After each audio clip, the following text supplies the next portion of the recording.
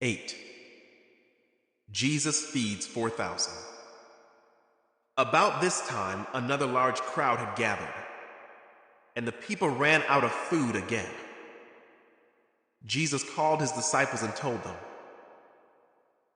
"I feel sorry for these people.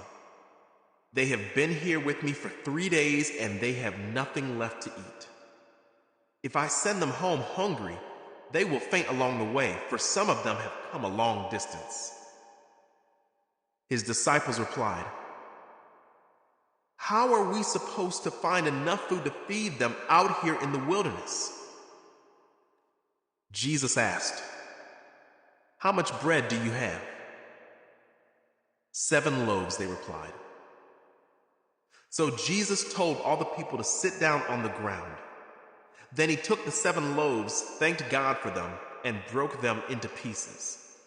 He gave them to his disciples, who distributed the bread to the crowd. A few small fish were found too. So Jesus also blessed these and told the disciples to distribute them.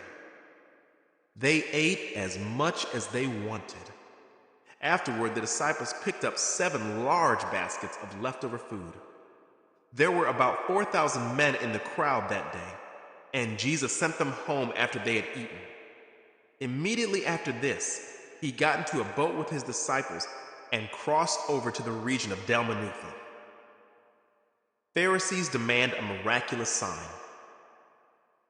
When the Pharisees heard that Jesus had arrived, they came and started to argue with him. Testing him, they demanded that he show them a miraculous sign from heaven to prove his authority. When he heard this, he sighed deeply in his spirit and said, "Why do these people keep demanding a miraculous sign? I tell you the truth, I will not give this generation any such sign."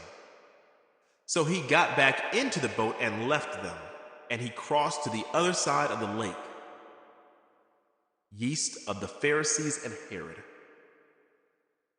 But the disciples had forgotten to bring any food. They had only 1 loaf of bread with them in the boat. As they were crossing the lake, Jesus warned them, "Watch out. Beware of the yeast of the Pharisees and of Herod." At this, they began to argue with each other because they hadn't brought any bread. Jesus knew what they were saying, so he said, "Why are you arguing about having no bread? Don't you know or understand even yet? Are your hearts too hard to take it in? You have eyes.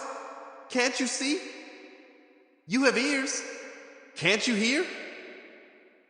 Don't you remember anything at all? When I fed the 5,000 with 5 loaves of bread, how many baskets of leftovers did you pick up afterward?" 12, they said. "And when I fed the 4,000 with 7 loaves, how many large baskets of leftovers did you pick up?" 7, they said. "Don't you understand yet?" he asked them. Jesus heals a blind man. When they arrived in Bethsaida, some people brought a blind man to Jesus, and they begged him to touch the man and heal him. Jesus took the blind man by the hand and led him out of the village. Then, spitting on the man's eyes, he laid his hands on him and asked, "Can you see anything now?" The man looked around. "Yes," he said, "I see people, but I can't see them very clearly. They look like trees walking around." Then Jesus placed his hands on the man's eyes again, and his eyes were opened. His sight was completely restored, and he could see everything clearly. Jesus sent him away, saying, "Don't go back into the village on your way home." Peter's declaration about Jesus. Jesus and his disciples left Galilee and went up to the villages near Caesarea Philippi. As they were walking along, he asked them, "Who do people say I am?" "Well," they replied, "some say John the Baptist, some say Elijah, and others say you are one of the other prophets." Then he asked them, "But who do you say I am?" Peter replied, "You are the Messiah." But Jesus warned them not to tell anyone about him. Jesus predicts his death. Then Jesus began to tell them that the Son of Man must suffer many terrible things and be rejected by the elders, the leading priests, and the teachers of religious law. He would be killed, but 3 days later he would rise from the dead. As he talked about this openly with his disciples, Peter took him aside and began to reprimand him for saying such things. Jesus turned around and looked at his disciples, then reprimanded Peter. "Get away from me, Satan," he said. "You are seeing things merely from a human point of view, not from God's."